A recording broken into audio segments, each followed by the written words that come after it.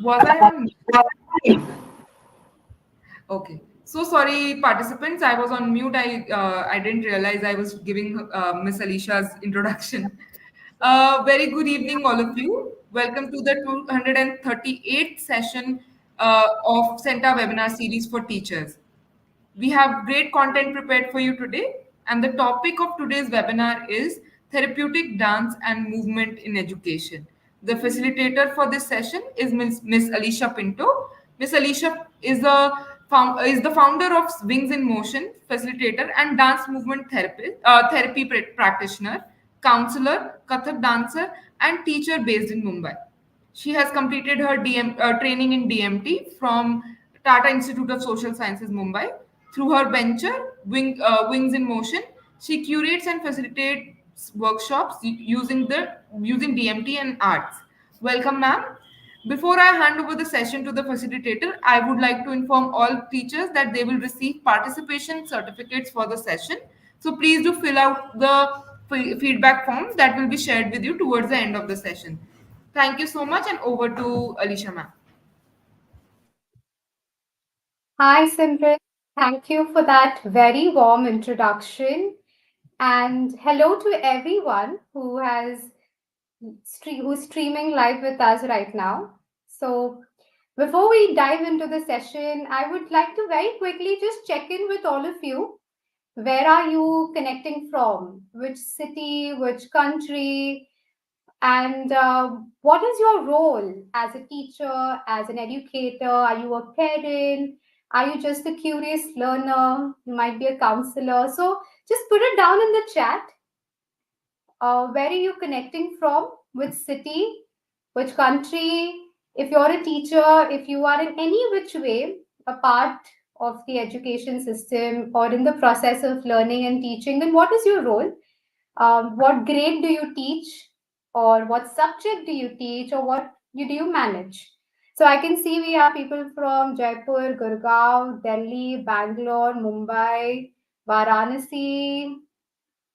There's a German teacher, a German and IELTS teacher, a lot of teachers, dance teacher, teaching Hindi, teaching various subjects. Okay, super, great.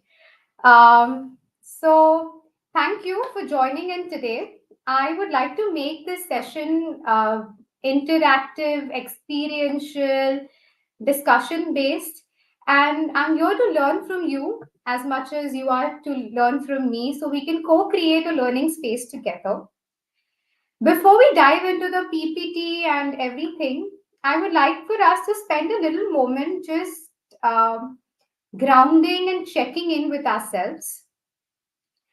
So, what I'd like for you to do is, wherever you are, you might be traveling, you might be in your office, at school, at home, wherever you are, take a moment to just scan around your environment. Just look around. Look what is above you, look what is next to you, behind you. You can rotate your head, your neck in different directions. Look what's beneath you. Just observe different colors, different patterns, different things that are there in your surrounding right now. And as you do that, as you're giving a little exercise to your eyes, into your neck, into your head, I'm going to invite you to very gently just stretch your body in different ways. Be careful of your own body. If there's any pain, any injury in any part of your body, we wouldn't want you to do anything that would increase that pain or injury. But just see what kind of movements you'd like to do. Gentle stretching, maybe the head, the neck, shoulders. Maybe if you want to add some nice round circular movements, maybe open and close your fist, rotate your wrist, just maybe stretch your arms upwards, give a nice sideward bend. Okay, inviting you to participate as much as you can. Let's make this an embodied learning for all of us. Okay, even if you are seated, maybe you can just stretch, point and flex your toes in front of you. Feel a pull in your calf muscles, in your feet, both the legs.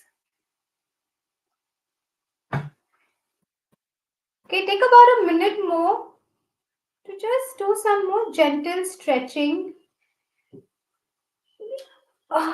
in different directions.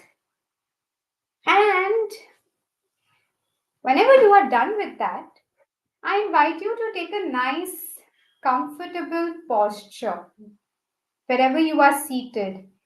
You could bring your pelvis in a very neutral position, keep your back, your spine upright.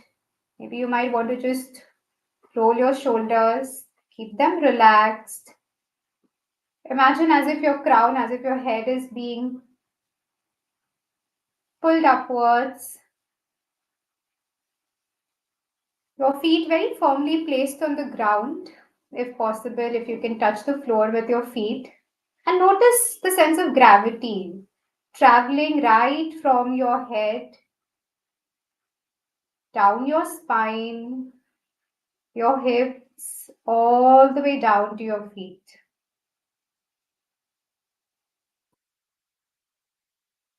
And as you come in a little more grounded position than before, I'm going to lead a very simple movement circle right here.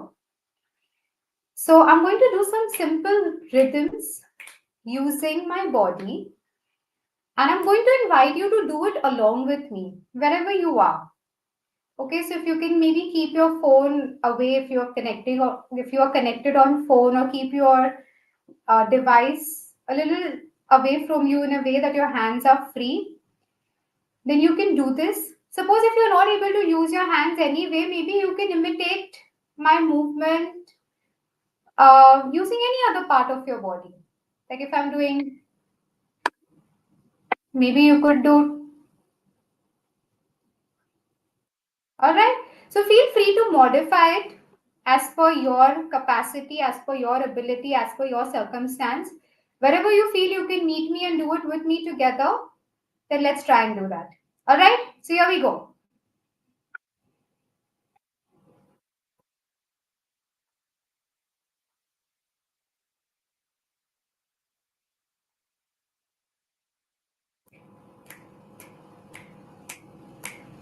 I hope everyone's joined in with me.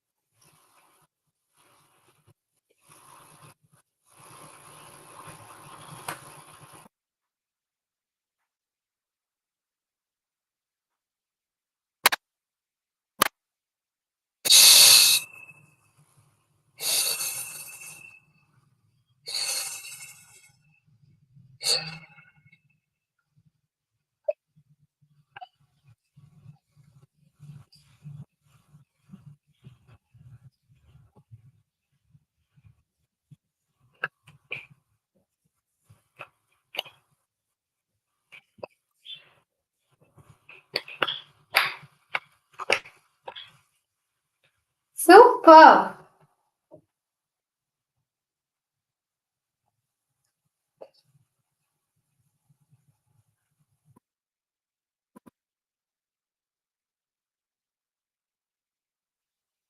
All right. Thank you for participating with me in that. Take a moment to just sense in your body. How did that feel? And any reflection, if you'd like to put it down in the chat. How are you feeling? Just having moved, creating some rhythm, some body percussions, using our body. So you could put it in the chat and I will take some time to go through it in between. And on that note, I would also like to welcome you to our presentation today and our topic today, which is therapeutic movement in dance and education. Wow. All right. So,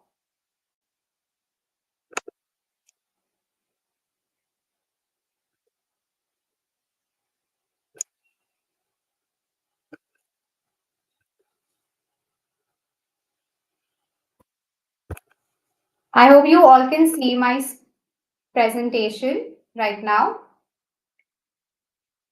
So, some people are saying that they're feeling relaxed, warmed up, refreshed. Superb. Great. So, do check in with yourself. Notice how you're feeling in your body. If you're feeling more awake, if you're feeling more alert, if you're feeling um, anything else as well, do share it. So, our session today is going to be focused on how we can add elements of dance movement therapy and therapeutic movement to our classroom learning. Why is it important? How does it help student well-being, creativity, engagement, and how we can revolutionize teaching approaches? To begin with, let's try and understand why dance and why movement. So, all of us, we are born with a very natural instinct for movement. Even before we are born, in fact, we experience the urge to move when we're in the womb. As we are born, movement, and as we grow developmentally, movement is the first language. We start interacting with the world around us using movement. When you see a child, a little baby, try to grab things with their hand, or they try to turn their head when they hear a sound, or they try to lift themselves up from a body or from the surface. Or, a child might cry because they are feeling uncomfortable or they're hungry. So, movement is the first language that we use to communicate and to interact and connect to the world around us. As we transition from babyhood to toddlerhood to childhood to our teenage and adulthood, our body's natural urge to move shrinks. Our body's movement vocabulary shrinks. That is because we start conforming to societal norms. This is how we should walk. This is how we should sit. This is how we should do things. At the same time, our bodies become more and more task oriented. We try to do things that we're supposed to do. We get stuck in repetitive patterns of movement. Imagine an adult, if major part of their job is sitting and working on the desk, they get so accustomed to sedentary lifestyle that movement becomes absent more and more. And so the whole conditioning around us with regard to movement, we also start to become more conscious of our own bodies. We become conscious about the way we move, and that also makes us a little inhibited. We might feel like, oh, you know what, maybe I should not move like this here, maybe I should not do this here. Movement, on the other hand, is very essential to our life. It signifies presence of life. Even if I'm seated over here and I absolutely don't move, there's still so much of movement that is happening within me, happening within all of you. My blood is circulating all through the body. There is breath moving through me. My bowels are moving. And because there's movement present in me, it is signifying that I'm alive. It is signifying life. Oftentimes, movement is also something that precedes language and thought.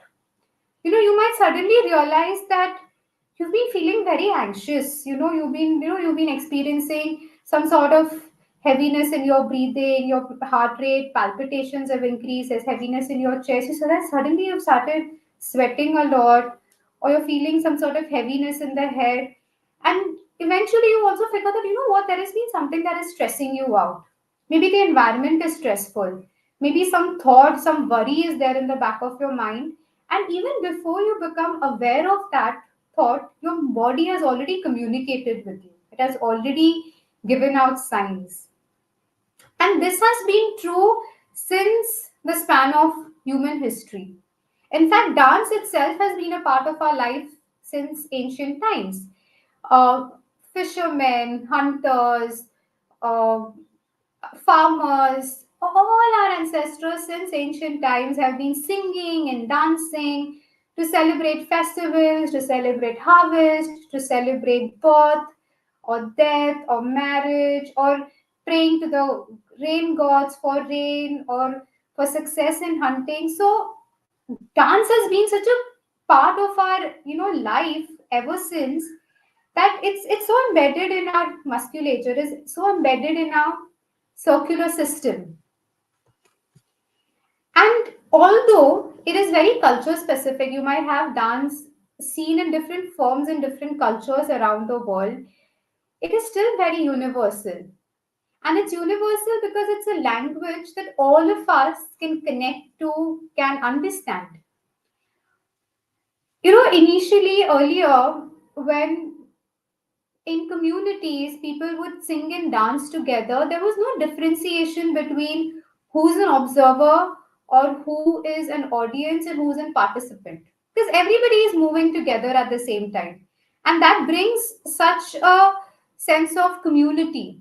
People just loved dancing together, being together, sharing that joy, sharing that sense of togetherness. And so, dance allows us a space to relate to one another, relate to a community. It gives us a sense of belonging to a tribe, belonging to a group.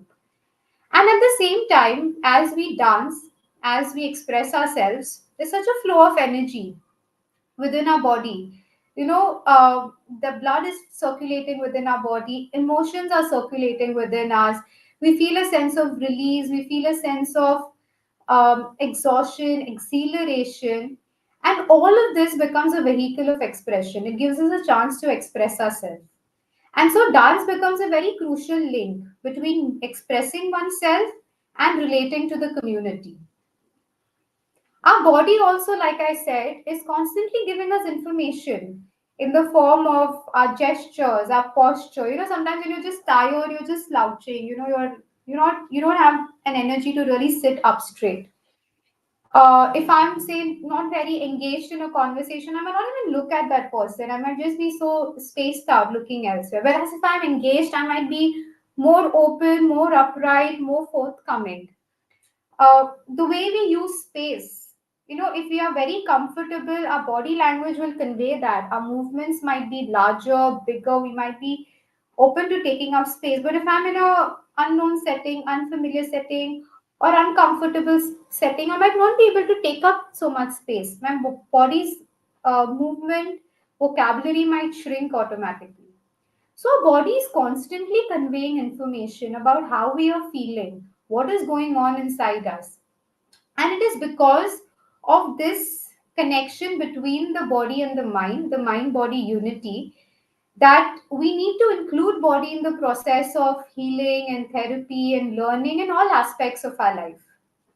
So when this expression of the body comes together with the mind body connection, this forms the basis of what I'd like to call dance movement therapy.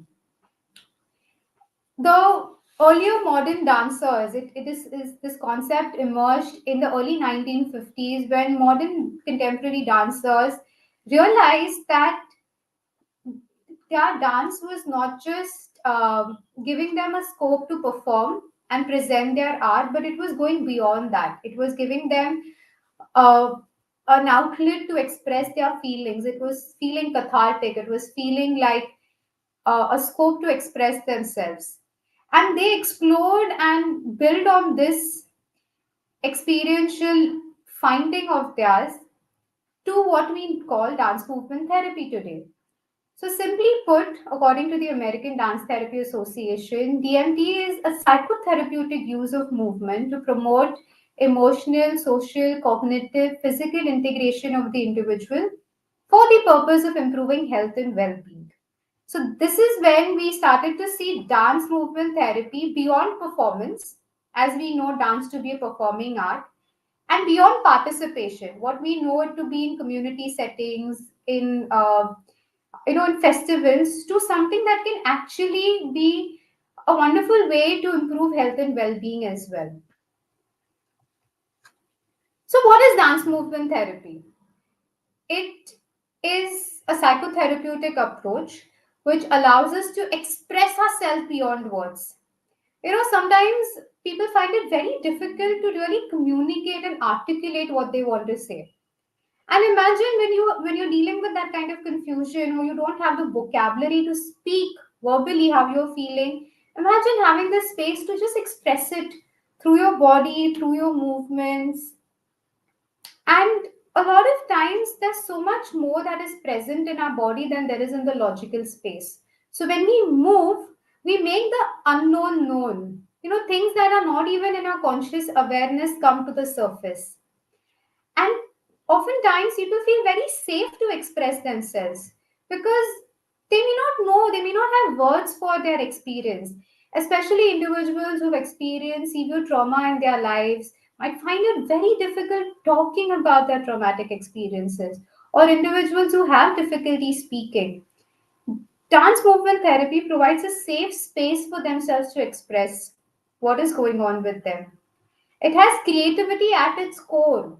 So, right from facilitating a dance movement therapy session to participating in one, creativity is at its core. There's no one way to move. You can move in multiple different ways that you like. It is about making it your dance. So, you can get as creative as you'd like in planning your sessions and doing your sessions and moving in the session. Movement is for everyone. So one doesn't have to be a dancer or a performer or of a specific body type to be able to move. People can move irrespective of their gender, caste, class, ability, intellectual scope, anything. It's for everyone. So so let's put it like this: dance is movement, and movement encompasses everything. So it could even mean me moving one finger or me moving my entire hand. It could mean if I'm just moving in my chair right here, or I could be swirling and dancing all around the room. So I could be using different elements of space, of body parts, of energy. My movements could be fast, could be slow, and it is all accepted in the space of dance movement therapy. Sometimes you may have noticed that when you are watching a movie or you're watching a show or a performance, and there's a very emotional or a cathartic scene that is happening, you automatically may start crying. You may feel like, oh wow, you get touched by it. There's an audio visual empathy that you connect with when you're watching something, listening to something. In a dance movement therapy session or setup, when you dance with somebody, you are connecting with them on a kinesthetic level. I am able to connect to what you are feeling and what your experience is because I'm moving with you in that experience. I'm doing similar movements and connected with you. So, dance movement therapy gives you a space to not just explore in movement by yourself, move alone, but it also gives you a space to move with another, dance together, and create kinesthetic empathy, attunement trying to really understand what it is like when you move with somebody like them. And like I said, dance movement therapy makes the unknown known. Our movements reflect the way we think and feel. So, if you are feeling particularly unwell physically, you're having fever, you're having some sort of a physical distress, you may realize that you're a little low in spirits. You may realize that there's an impact on your mood as well. And similarly, if something is going on in your mind, you may realize that your body language, your posture, your movements also shift. Like for me personally, when I'm really happy, when I'm really in a good mood, I'm more singing, dancing, hopping. That's my body language. And I can sense that hey, today I'm feeling particularly very peppy because my mood is that when it's reflected in my body language. So because our movements reflect the way we think and feel, any shift in our movement patterns can also shift the mind. So, when you are in a dance movement therapeutic setup, you as a practitioner are taking that time, effort, and understanding of a participant's movement range and preferences. How is this participant moving? What is it reflecting about what is going on in their inner world? Is there a way to create a shift in that reality by shifting the movement pattern, by giving them a wider movement vocabulary? And that is, in a way, what we would say is the basis of dance movement therapy. Give your participants multiple different ways to move. Because when your body moves in different ways, subconsciously your mind also learns that there are so many different ways to think, act, and feel in life. We realize that there are so many options of doing things. And that is the subconscious learning, unlearning that happens. Dance movement therapy gives us a scope to create physical awareness of our body, which forms the basis of self awareness. It gives us a scope to build on our inner strengths, resilience, capabilities. From suppressing our human experiences and emotions, we move towards a safe expression, expressing it out, like dancing our feelings out, feeling our feelings out. And all of this enables a process of personal change for people. So, just reiterating things that I've already shared, dance movement therapy can be applied across different populations, different sectors, can be done individually, in group setting. It's an interdisciplinary, non clinical approach.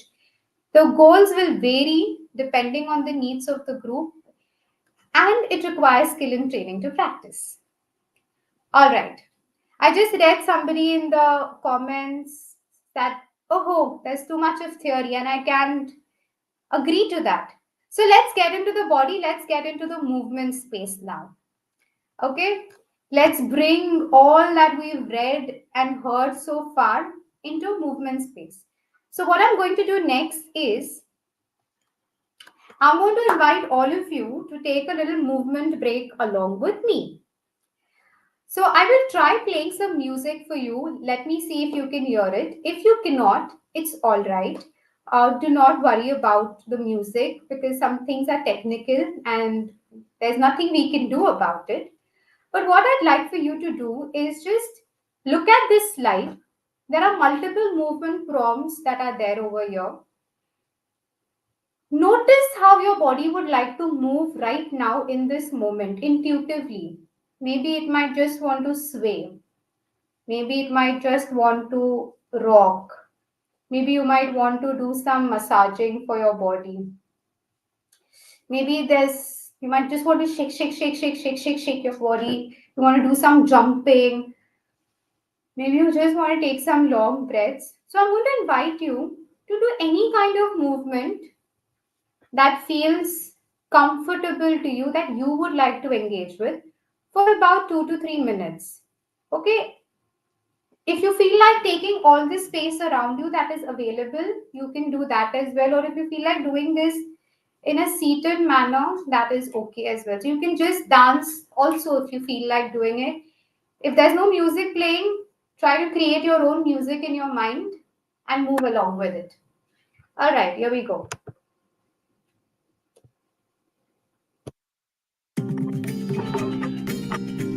Let me know in the chat if you can hear the music.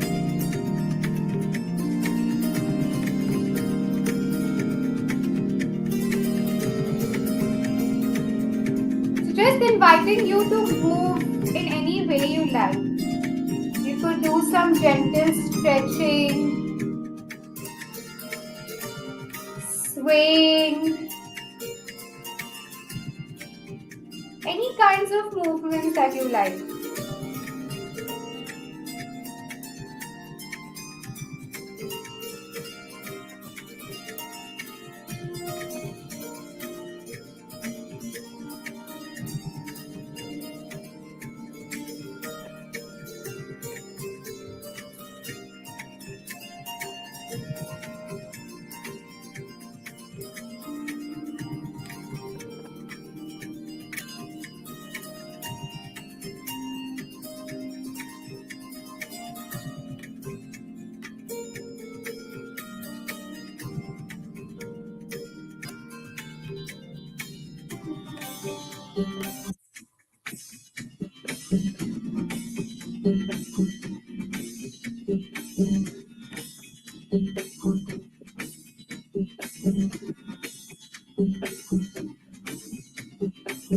Take a few more minutes. Just move however you like. If you are seated, you can try engaging the legs also in some way or the other, or you could stand up and move. Up to you.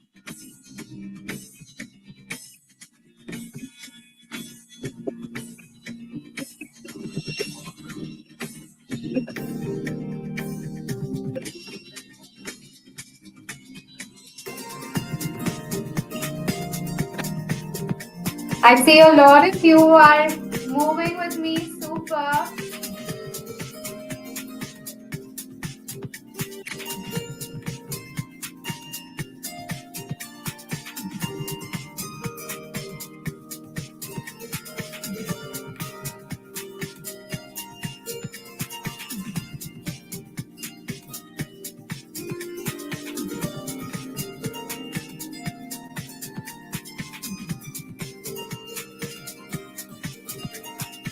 It's okay if you cannot read what is on this slide. You just have to move. That's it. However you like.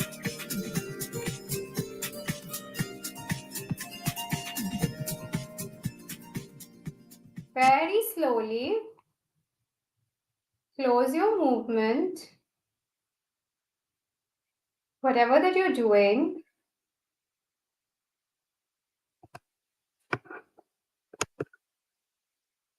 And take a moment to just sense your body. Notice the sensations. Are you feeling lightness, tightness? How's your breathing like? How are you feeling in your feet? How are you feeling in your face?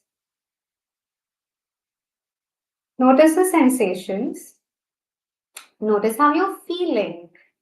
Do you feel happy, sad, disappointed, wonderful, excited, curious? And is there something that you're becoming aware of? So we're trying to check in with ourselves at a physical level, how we are feeling in our body, at an emotional level, the feeling, okay? And at a cognitive level, any thoughts, any insights that you may be feeling, that you may be becoming aware of. So I can read people are feeling happy, light, wonderful, active, fresh, interesting. Super, great. Wow. So happy to read these comments. So, how did it feel to take a movement break after 30 minutes of yap, yap, yap, yap, yap talking? It feels refreshing, right? And that very rightly brings me to the role and relevance of therapeutic dance and movement in our educational settings. Our classroom spaces are a lot more neurodivergent. I'm not sure if you have heard this word before, but what it simply means is that we as individuals have varying levels of neurocognitive abilities. We have different ways of thinking, learning, behaving, and communicating with one another. And you will see this even in your classroom spaces. That there may be a child who might be very high on energy, very passionate, wants to do so many things, but may have a difficulty focusing and concentrating. Whereas there may be a child who may have a difficulty communicating, but is very creative in their artwork, in their imagination. Or somebody might have a difficulty being able to read alphabets clearly, but if you show them pictures, they're able to pick up and understand what you're trying to tell them. Somebody might have very good, sense of emotions, empathy. They may be able to feel what another person is feeling, but they may not be very good in or very, easy at communicating, because we have different people of different abilities in our classrooms, different types of learners. Like me myself, I prefer to write and learn. So it's not important for me to look at my teacher when they are teaching me. As long as I can hear them, I keep writing, I keep drawing a lot of flow charts, and I'm a compulsive note taker, and that helps me learn things. So my learning type is kinesthetic and writing. People have varied levels of sensory needs as well. Whereas somebody, might have more need for movement. Somebody might have, might be sensitive to glaring lights, bright lights. Somebody might not enjoy loud music.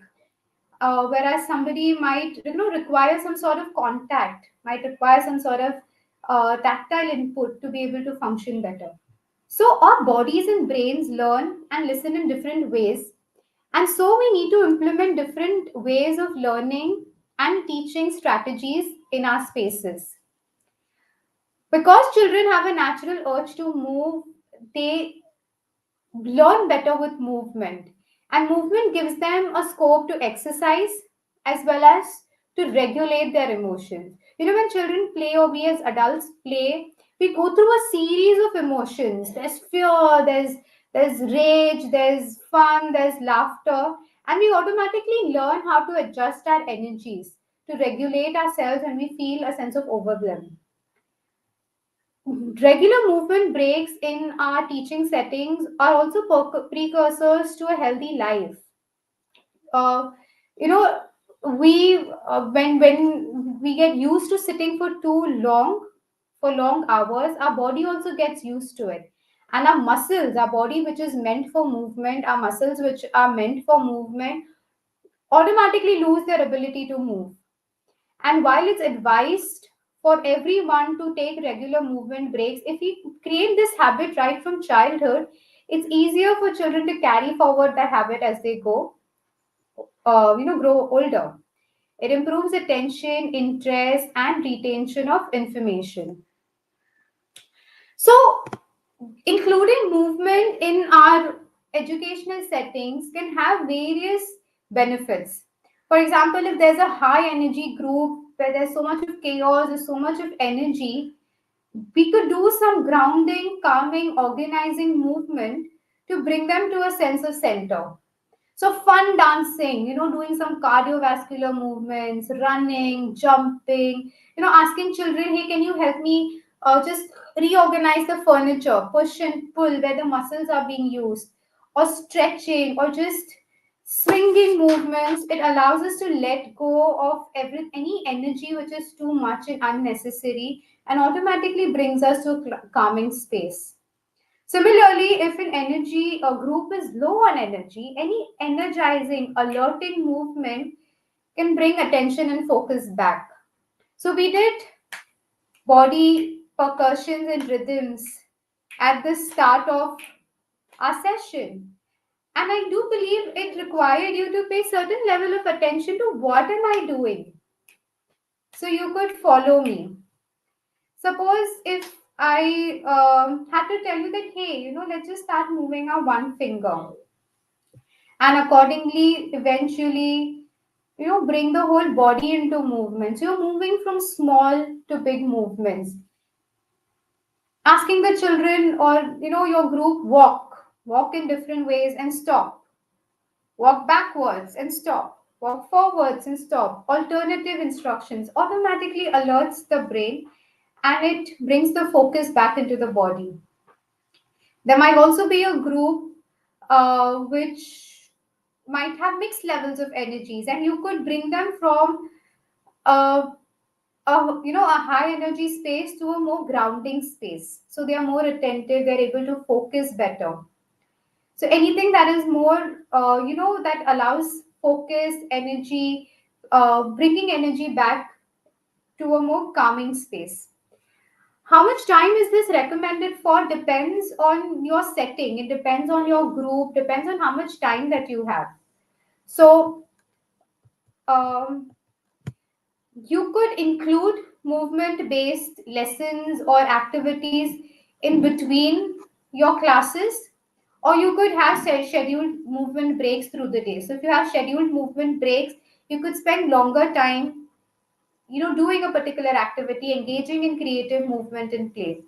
If there's lesser time, you could do it in nuggets, do it in lesser minutes. So it's also important that when we are engaging with movement and learning within our space, we also invite children and our participants to check in before and after movement. Notice what their body sensations is like, if there's a shift in their mood. Like I asked you to check in with yourself, that how are you feeling? Are you feeling warmed up? Are you feeling relaxed? Are you feeling um, a certain sensation in your body? Has there been a shift in your mind? And this helps to bring body awareness and emotional awareness to the kids from a very young age. If there's availability of space, you could just ask them to move all around the space, like the walking activity that I just told you. If there's no furniture, if there's an open space, they could move all around the space and take up space.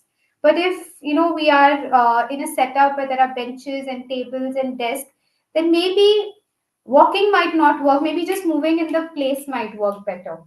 If there's longer time, we can build a whole activity. Longer time, we can have so many games that we could play. We could use props in our sessions or in our movement games, resources. So depending on what is available to you in that moment, you can design and craft various activities according to that. So is movement based learning anything to do with teaching dance? Not really.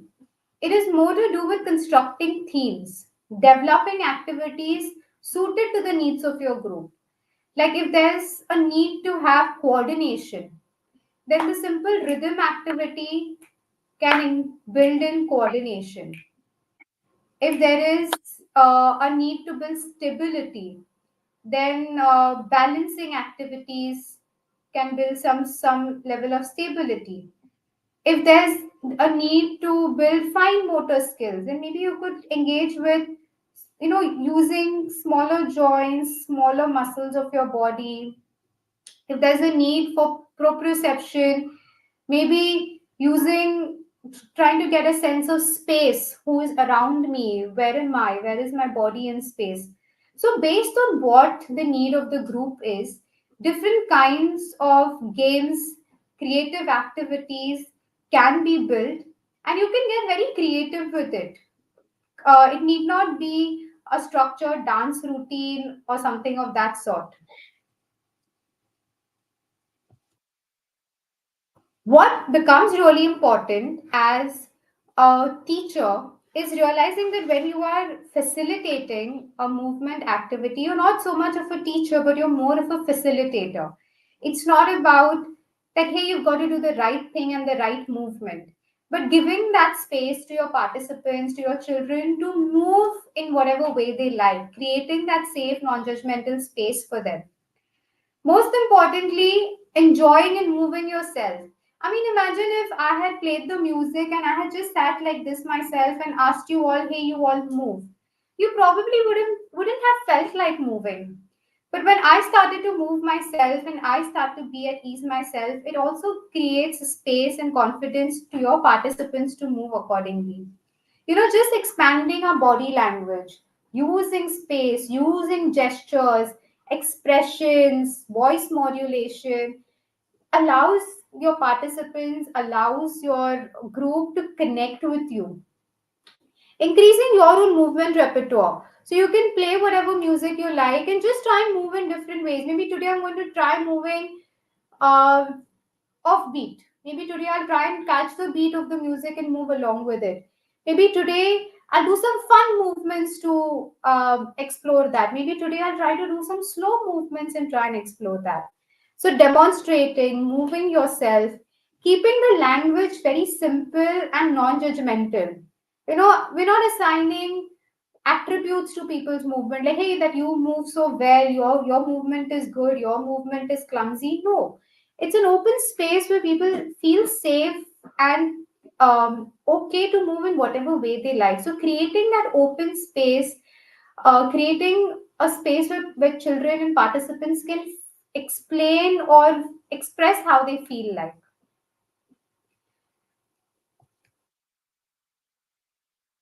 So, what could be some ways in which we could use movement within our sessions and in between lessons? One is that yes, during the course of our work day or school day, we can have dedicated times and breaks for structured play, creative play, cooperative games, yoga, martial arts, dance. And say we could start and end every class, a theory class, also with introducing some bits of movement. Like maybe if you had to introduce, your group, your children.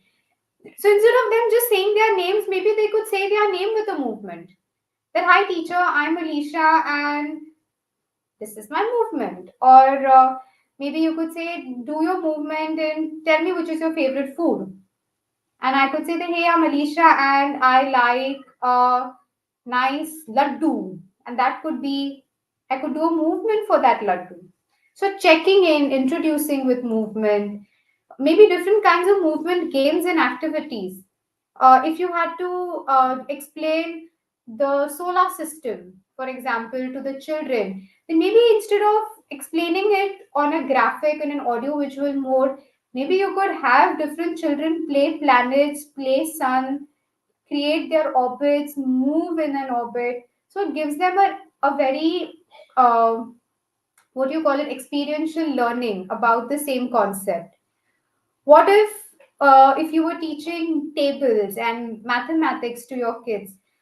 What if we use a rhythm game? That if I'm teaching tables, every multiple of five will be a clap. So if I'm saying 1, 2, 3, 4, 6, 7, 8, 9, so you are engaging their body in the movement. Maybe if a child has a difficulty writing, what if they were to make that shape or that alphabet using their body? What if they were to create that alphabet in sand or using paint? So, we as teachers can get creative about how we can use different movement based activities and body based games to teach different academic subjects or concepts that we may be wanting to learn. Push, pull, momentum, inertia. Say it, and you can try and get creative with what different games you can create. Role play, storytelling, enactment are also some examples of what can be done to bring say literature life in front of us in our classrooms. Some other movement based activities could be creating shapes with different parts of our body, writing in the air, writing with different parts of our body. So you're using your body's, creativity to create a circle. Maybe 4 5 people in a group could create a circle together, and it could be such a great way to teach shapes to young children. uh, Using some games, if you feel like okay the children are getting a little restless, there's a need for attention, for focus. What if we play a game that okay when I say apple, both your hands need to be up. When I say banana, one hand up. When I say grape, you have to clap once. When I say apple, banana, grape, you need to do everything. One, two, three together. So some sort of game that allows them to engage with a lot more focus. Stretching that we did in the start of our that we introduced as one of the activities in between. Doing some jumping, walking, moving around in the space. Maybe something even more creative where one person is leading the movement and others are trying to follow it. And just trying to create different creative shapes with the body. So these are just some examples. As we come to a closure of our sessions, I'm inviting you to come up with one or two different movement based activities or games that you could think of in your setup that you could teach your students. It could be an academic subject, it could be a concept which you feel like, I could maybe try and teach this subject or this concept with this activity in my class.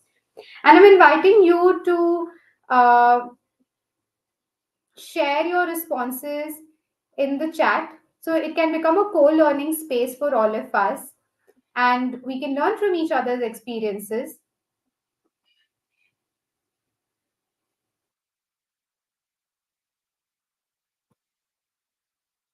And at the same time, if there are any questions that you would like to bring in, you could also share that.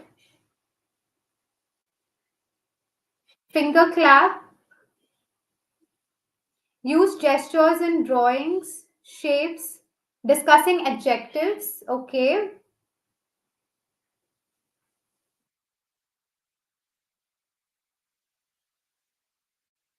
thank you. Any more thoughts on what can be done? We can just include simple stretching, rolling of shoulders, shaking the body for a few seconds, which are different somatic exercises also, which could be used and which could be taught to children as tools for self-regulation, emotional regulation, which they know that, okay, if something is feeling too much, I can shake that off. I can jump it off.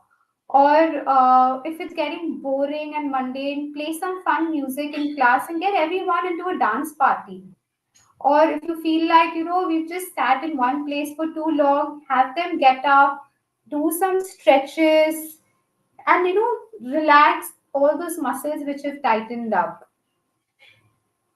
Nodding head, shaking head for questions, displacement reaction, hand gestures to learn angles. Superb. Stand up and down, shaking hands, writing on the back. Okay. Playing riddles.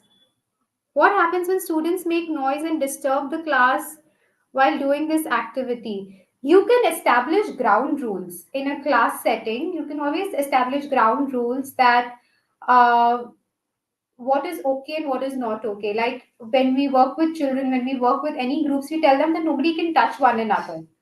So you do your movements in a way where you're not nudging, hitting, touching one another. We also invite them to do the movements non-verbally.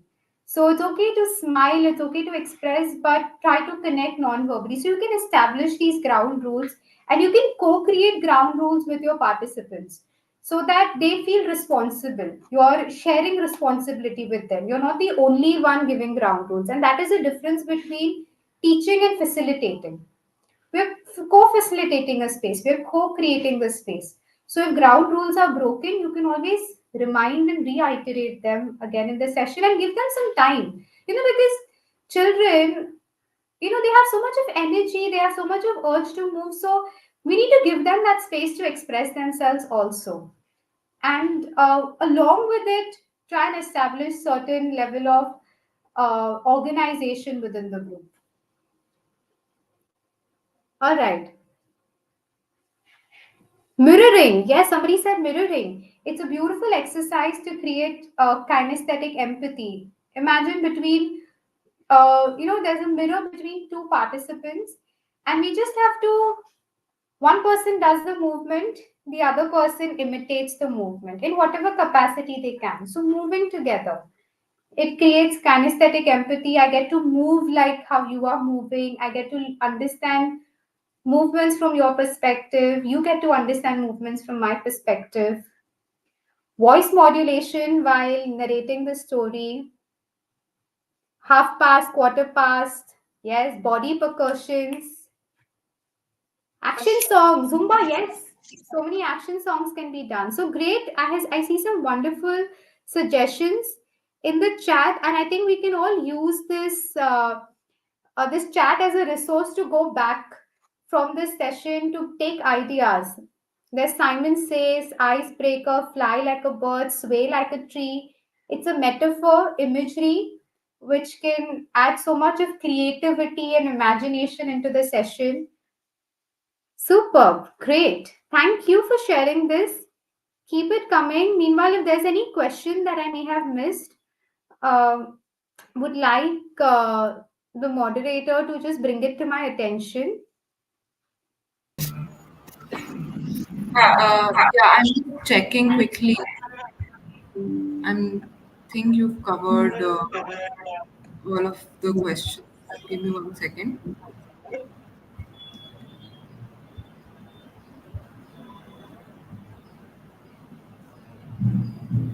There is one question on what happens when students make noise and disturb in class while doing this activity. Yeah, I did address that. So you Okay. can re-establish ground rules. You can mention ground rules before before an activity itself. And if this happens, you can take a pause, remind the students of the ground rules, and then continue. Okay, thanks. I think apart from that, you covered the questions. So I think we can close the session now. Thank you, Alicia ma'am, for a very engaging and informative session for our community. I am sure that our teachers have got a lot of takeaways from the session. We will be sharing the record of participations for this webinar by tomorrow once you fill the feedback form. Do attend our next session on 21st March 2024. Thank you so much everyone for joining us today. To register for more such upcoming webinars, please do visit the Center app. We are sharing the reminder feedback form link on the chat. Please do go and fill the feedback form. And thank you everyone for joining. Thank you, Alicia ma'am, for conducting this session. And Harsha, we can close. Sorry, ma'am. Please go ahead. Just want to say thank you for having me and thank you for wonderful interaction in the chats from everyone. In case if I've missed the question, I'll try and reply in the comment in the chat. And keep moving, keep dancing, and the more you move, the more you dance. I'm sure that will percolate in your classrooms and in the spaces that you go to as well. Thank you for having me. Thank you so much, ma'am. Thank Thanks. you.